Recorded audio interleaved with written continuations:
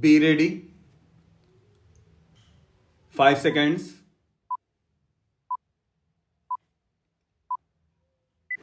Start.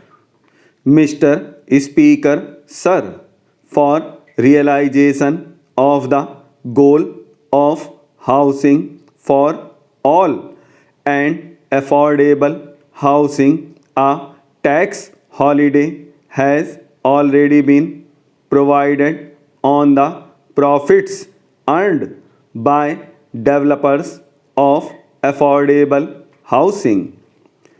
Also, interest paid on housing loans is allowed as a deduction to the extent of 2 lakh in respect of self occupied property. In order to provide a further impetus, I propose to allow an additional deduction of up to 1,50,000 for interest paid on loans borrowed up to 31st March 2020 for purchase of an affordable house valued up to 45 lakh. Therefore, a person purchasing an affordable house will now get an enhanced interest deduction up to 3.5 lakh. This will translate into a benefit of around 7 lakh to the middle class home buyers over their loan period of 15 years. Non-banking financial companies play an increasingly important role in India's financial system. With the enhanced levels of regulation they are subjected to by the Reserve Bank of India, there is a need to provide greater parity in their tax treatment vis-a-vis scheduled banks.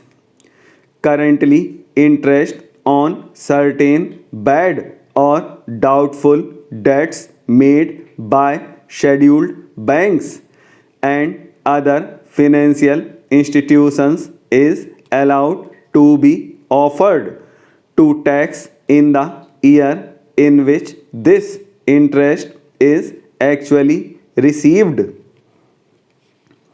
I propose to extend this facility to deposit taking as well as systematically important non-deposit taking NBFCs also.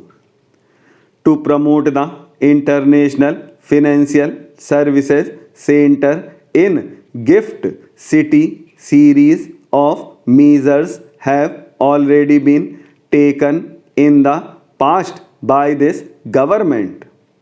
With a view to further incentivizing the IFSC, I propose to further provide several direct tax incentives to an IFSC, including 100% profit linked deduction under Section 80 LA in any 10-year block within a 15-year period, exemption from dividend distribution tax from current and accumulated income to companies and mutual funds, exemptions on capital gain to category third, and interest payment on loan taken from non-residents.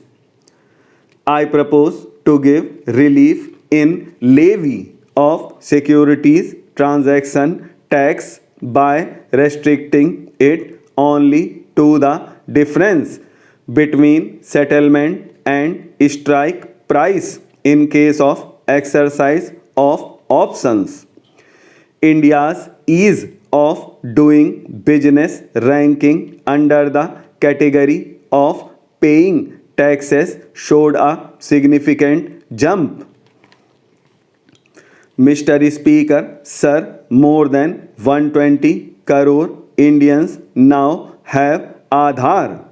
Therefore, for ease and convenience of taxpayers, I propose to make PAN and Aadhaar interchangeable and allow those who do not have PAN to file income tax returns by simply quoting their Aadhaar number and also use it wherever they are required to quote PAN. Pre-filled tax returns will be made available to taxpayers, which will contain details of salary, income, capital gains from securities, bank interests and dividends, etc., and tax deductions. Information regarding these incomes will be collected from the concerned sources such as banks, stock exchanges, mutual funds, EPFO, state registration departments, etc. This will not only significantly reduce the time taken to file a tax return but will also ensure accuracy of reporting of income and taxes. The existing system of scrutiny assessments in the income tax department involves a high level of personal interaction between the taxpayer and the department, which leads to certain undesirable practices on the part of tax officials. To eliminate such instances and to give shape to the vision of the Honorable Prime Minister, a scheme of faceless assessment in electronic mode involving no human interface is being launched this year in a phased manner. To start with, such assessments shall be carried out in cases requiring verification of certain specified transactions or discrepancies.